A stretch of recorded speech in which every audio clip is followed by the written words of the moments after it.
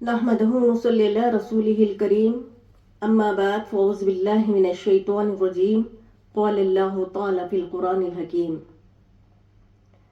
وبالوالدين إحسانا عظيم صدق الله العظيم. السلام علیکم ورحمۃ اللہ وبرکاتہ. معزز سامعات، اللہ رب العالمین قرآن کریم میں کہہ رہا ہے وَبِالْوَالِدَيْنِ إِحْسَانًا عَظِيمًا، یعنی اور ماں باپ کے ساتھ بھلائی کرو. ماں باپ کے ساتھ بھلائی کرنے کا حکم آیا ہے، اس لیے کہ باپ ایک درخت کے مانند ہے، ہر موسم کی مار کو برداشت کرتے ہوئے بچوں کی پرورش کرتا ہے، اور ماں اپنا کھانا پینا سونا جاگنا سب ختم کر کے بچے کی پرورش کرتی ہے. اور قرآن کریم کہہ رہا ہے درد زاہ کی تکلیف سے بڑھ کر کائنات میں کوئی تکلیف نہیں. ماں 9 مہینے وزن برداشت کرتے ہوئے درد زاہ سے بچے کو جنم دیتی ہے اور دودھ کی شکل میں اپنا خون پلا کر بڑا کرتی ہے. اور جب بچے بڑے ہوتے ہیں تو اولاد ماں باپ کو تکلیف دیتی ہے تو ماں باپ روتے ہیں. ماں باپ روتے ہیں اور ماں باپ کے آنسوؤں سے عرش ہل جاتا ہے. رسول اللہ صلی اللہ علیہ وسلم نے فرمایا، اپنے صحابہ کرام سے فرمایا، اے میرے صحابہ، کاش میری ماں زندہ ہوتی اور میں عشاء کی نماز کے لیے مصلی پر کھڑا ہوتا، فرض پڑھ رہا ہوتا اور ماں آواز دیتی، میری ماں آواز دیتی محمد، تو میں ہاں اماں جان کہہ کر حاضر ہو جاتا. اللہ اکبر. ماں باپ سے فرما برداری کی مثال اس سے بڑھ کر اور کیا ہو سکتی ہے؟ ماں باپ سے فرما برداری کے لیے اور کیا چیز بتائی جا سکتی ہے؟ اللہ رب العالمین اپنی محبت کو ماں کی محبت سے تشبیہ دے کر بتایا ہے. میں 70 ماؤں کی محبت رکھتا ہوں. اللہ اپنی محبت کو ماں کی محبت سے تشبیہ نسبت دے کر بتایا ہے. اللہ اکبر. اور آج ہم ایسا دور دیکھ رہے ہیں کہ ماں باپ کی شان میں گستاخیاں عام ہو گئی ہیں. یہاں تک کہ بتایا جاتا ہے کہ ماں باپ کے ساتھ گالی گلوچ برآمدہ ہیں. اللہ اکبر. جبکہ ماں باپ ذریعہ ہے جنت کا، ماں باپ ذریعہ ہے دوزخ کا. جس ماں باپ ذریعہ ہے جنت کا، ماں باپ ذریعہ ہے دوزخ کا. جیسے کہ میں آپ کو بتاتی چلوں کہ حضرت علقمہ رضی اللہ عنہ ایک صحابی ہیں. حضرت علقمہ کے انتقال کا وقت قریب آیا تو ان کی زبان سے کلمہ نکل ہی نہیں رہا ہے. حضرت علقمہ کے انتقال کا وقت قریب آیا تو ان کی زبان سے کلمہ نکل ہی نہیں رہا ہے. تو لوگ بھاگتے بھاگتے رسول اللہ صلی اللہ علیہ وسلم کے پاس آئے اور عرض کرنے لگے کہ اے اللہ کے رسول، الخما کی زبان سے کلمہ نکل ہی نہیں رہا ہے، الخما کے انتقال کا وقت قریب ہے۔ تو رسول اللہ صلی اللہ علیہ وسلم خود رسول اللہ صلی اللہ علیہ وسلم حضرت الخما کے پاس تشریف لائے اور پوچھا کیا الخما کے ماں باپ زندہ ہے؟ تو بتایا گیا کہ ہاں، الخما کی ماں زندہ ہے لیکن الخما سے ناراض ہے۔ تو آپ صلی اللہ علیہ وسلم نے ماں کو بلایا اور پوچھا کیوں الخما سے ناراض ہو، کیوں اپنے بیٹے سے ناراض ہو؟ تو ماں نے کہا کہ میرا بیٹا رات بھر عبادت کرتا ہے، دن میں روزہ رکھتا ہے۔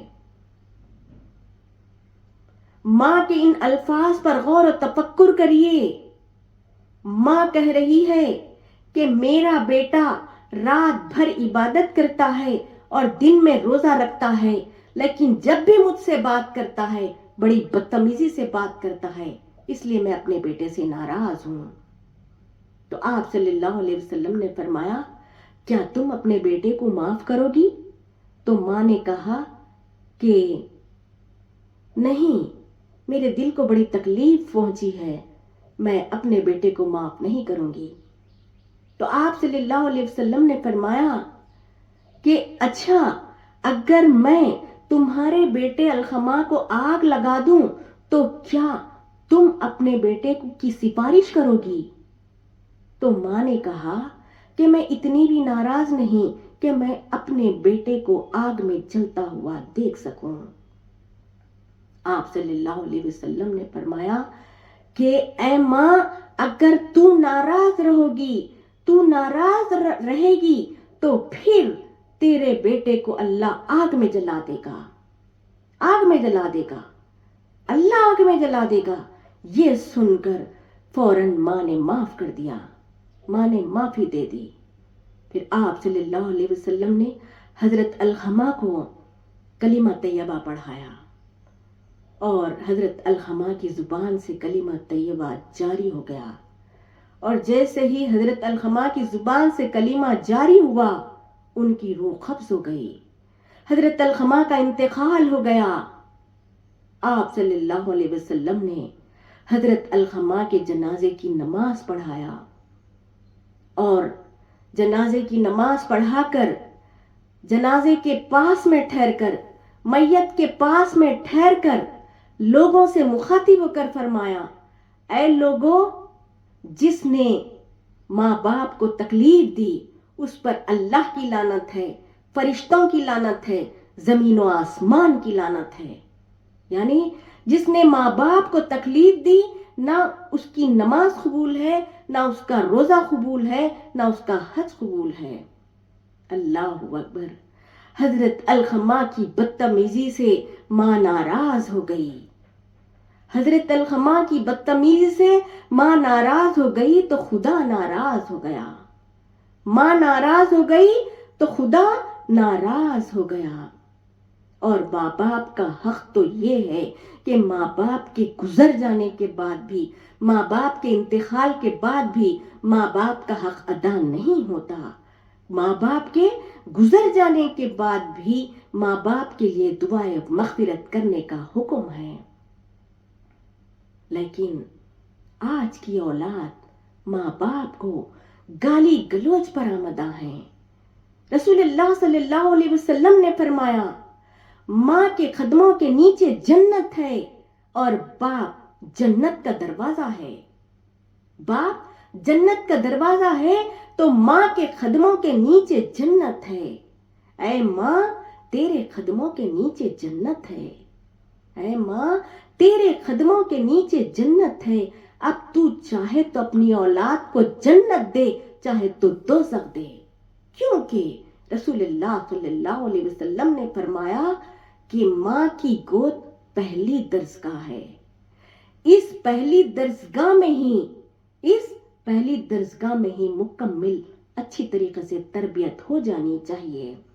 اگر اولاد خدا نہ خواستہ دوزخ کے راستے پر نکل پڑی ہے تو اولاد کے ساتھ ساتھ ماں کا گریباں بھی پکڑا جائے گا، ماں کا دامن بھی پکڑا جائے گا، کیونکہ ماں تربیت میں پہلا حق رکھتی ہے۔ حضرت قبلہ عالم نے فرمایا ماں کے کمال سے نسل جنم لیتی ہے۔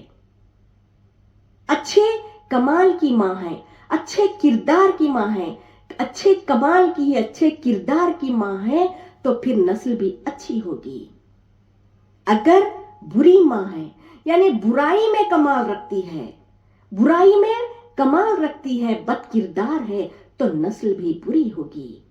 حضرت قبلہ عالم نے ماں کو زمین سے تشبیہ دی ہے، زمین سے تشبیہ دے کر بتایا ہے۔ حضرت قبلہ عالم نے ماں کو زمین سے تشبیہ دی ہے کہ اگر زمین زرخیز ہو تو پھر کھیتی بھی اچھی ہوگی، پھل بھی اچھے لگیں گے۔ اگر زمین زرخیز نہیں ہے، بنجر زمین ہے تو پھر جنگلی پودے جنم لیتے ہیں۔ ہر ولی ولی بنا ہے تو ماں کے کمال سے۔ حضرت غوث اعظم رحمت اللہ علیہ کی والدہ محترمہ بڑی نیک متقی پرہیزگار خاتون تھیں۔ حضرت خواجہ غریب نواز رحمت اللہ علیہ، حضرت خواجہ بندے نواز رحمت اللہ علیہ اور بھی اولیاء کرام کی مائیں بڑی نیک متقی پرہیزگار خواتین تھیں۔ حضرت قائم مقام قبلہ کی والدہ محترمہ انتہا درجے کی تکالیف برداشت کرتے ہوئے ثابت قدمی کے ساتھ بڑی نیک متقی پرہیزگار خاتون تھیں۔ ہم دیکھتے ہیں کہ ہر ولی ولی بنا ہے تو ماں کے کمال سے۔ حضرت ابو ہریرہ رضی اللہ عنہ سے روایت ہے کہ رسول اللہ صلی اللہ علیہ وسلم نے فرمایا کہ دین کی سمجھ پیدا کرنے کے لیے، دین کی طرف لانے کے لیے اولاد کی مدد کرو۔ آپ صلی اللہ علیہ وسلم نے فرمایا دین کی تربیت میں مصروف رہنا، اولاد کی تربیت میں مصروف رہنا، دین کے لیے اولاد کی تربیت میں مصروف رہنا نوافل عبادت سے بڑھ کر ہے۔ اتنا بڑا فرمان جاری ہونے کے باوجود ہم دیکھتے ہیں کہ اکثر مائیں اپنے چھوٹے چھوٹے بچوں کو سیل فون کھلونے کے طور پر دے دیتی ہیں اور پھر اپنی جان چھڑا لیتی ہیں۔ گھنٹوں بچے سیل فون پر، بڑے چھوٹے گھنٹوں سیل فون پر رہتے ہیں اور پھر ماں خود آرام سے رہتی ہیں، جبکہ ہم جانتے ہیں کہ سیل فون زہریلے وائرس پھینکتا ہے جس سے گندی گندی بیماریاں جنم لیتی ہیں۔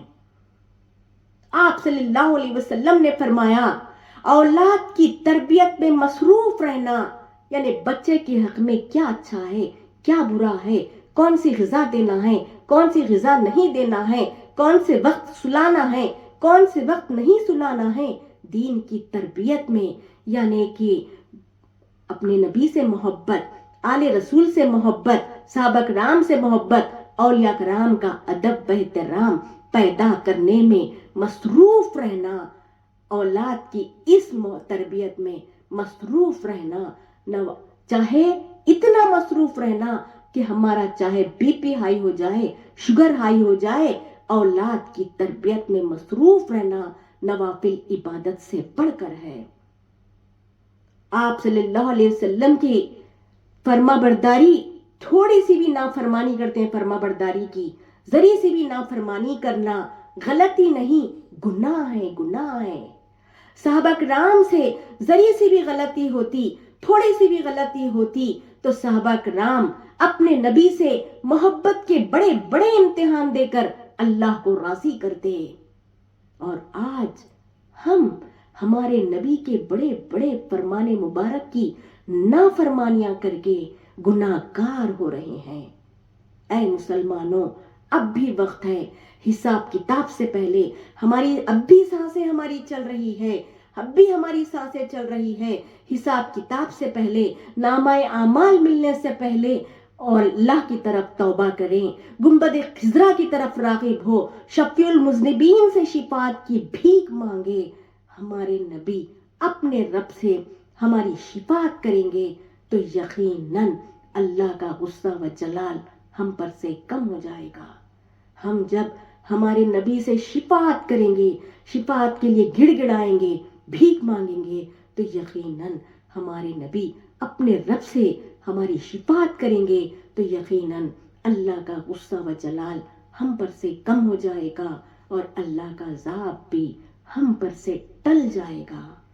آئیے اللہ رب العالمین سے دعا گو ہوں، رسول اللہ صلی اللہ علیہ وسلم کے واسطے سے، اے باری تعالیٰ ہم کو ہمارے نبی کا فرما بردار بنا دے، ہمارے ماں باپ کا فرما بردار بنا دے۔ رب اغفر ورحم انت خیر الراحمین، رب اغفر ورحم انت خیر الراحمین، رب اغفر ورحم انت خیر الراحمین، آمین یا رب العالمین۔ وآخر الدعوانا الحمدللہ رب العالمین، وحق لا الہ الا اللہ محمد رسول اللہ صلی اللہ علیہ وسلم۔ السلام علیکم ورحمۃ اللہ وبرکاتہ۔